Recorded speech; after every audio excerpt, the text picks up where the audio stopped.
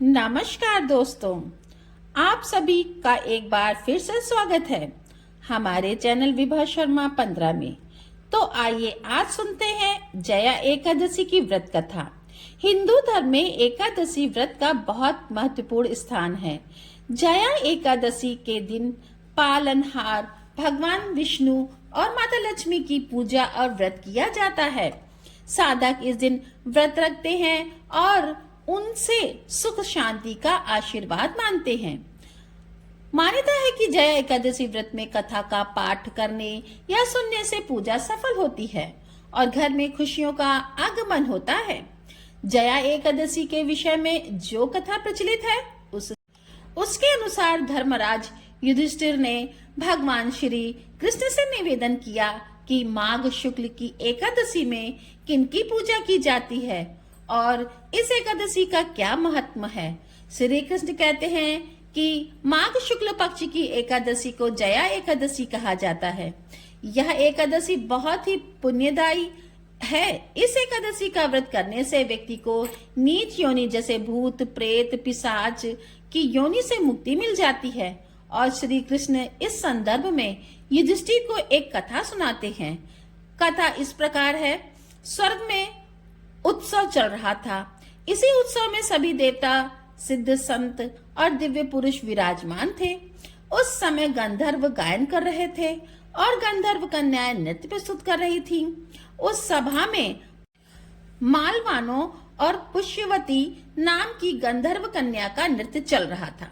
इसी बीच पुष्यवती की नजर जैसे ही मालवानो वह उससे मोहित हो गई और पुष्यवती सभा की मर्यादा को भूल ऐसा नृत्य करने लगी कि मालवानो सुध-बुध खो बैठा और गायन की मर्यादा से भटक कर जिससे उसके सुर ताल ने उसका साथ छोड़ दिया।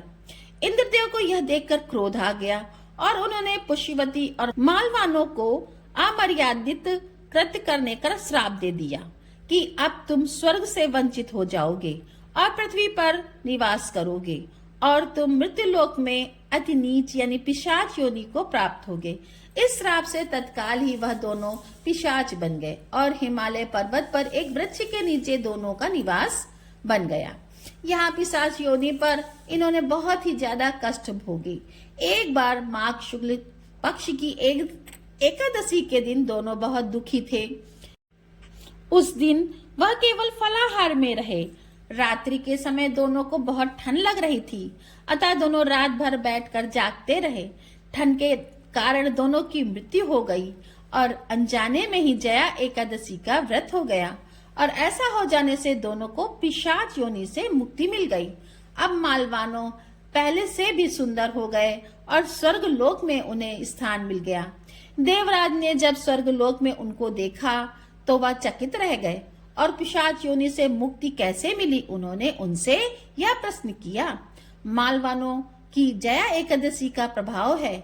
हम इस एकादशी के प्रभाव से पिशाच योनि से मुक्त हुए हैं। इंद्रदेव यह देखकर अति प्रसन्न हुए और उन्होंने कहा, अब आप मेरे लिए आदरणीय हैं और अब स्वर्ग में आनंद पूर्वक रहकर विहार करें। इस प्रकार भगवान श्री कृष्ण ने यह कथा युधिष्ठिर को सुनाई और कहा कि जया एकादशी के दिन जगपति जगदीश्वर भगवान विष्णु ही सर्वदा पूजनीय है। जो श्रद्धालु भक्त इस एकादशी का व्रत रखते हैं उन्हें दशमी तिथि को एक समय आहार करना चाहिए और इस बात का ध्यान रखना चाहिए कि जो आहार सात्विक हो एकादशी के दिन श्री भगवान विष्णु का ध्यान करके संकल्प करें और फिर धूप दीप चंदन फल तिल और पंचामृत से भगवान विष्णु का पूजन करें। पूरे दिन इस व्रत को रखें और संभव हो तो रात्रि में जागरण कर सकते हैं। अगर रात्रि में व्रत संभव ना हो तो फलाहार करें। द्वादशी के दिन ब्राह्मणों को भोजन करवाकर उन्हें जनेऊ सुपारी देकर विदा करें और भोजन करें। इस प्रकार नियम और निष्ठा से व्रत रखने वाले व्यक्ति को पिशाच योनि से मुक्ति मिलती है। यह थी जया एकादशी की व्रत कथा। आपको यह कथा कैसी लगी कमेंट में जरूर बताएं। साथ ही मेरे चैनल को सब्सक्राइब करना ना भूलें। राधे राधे।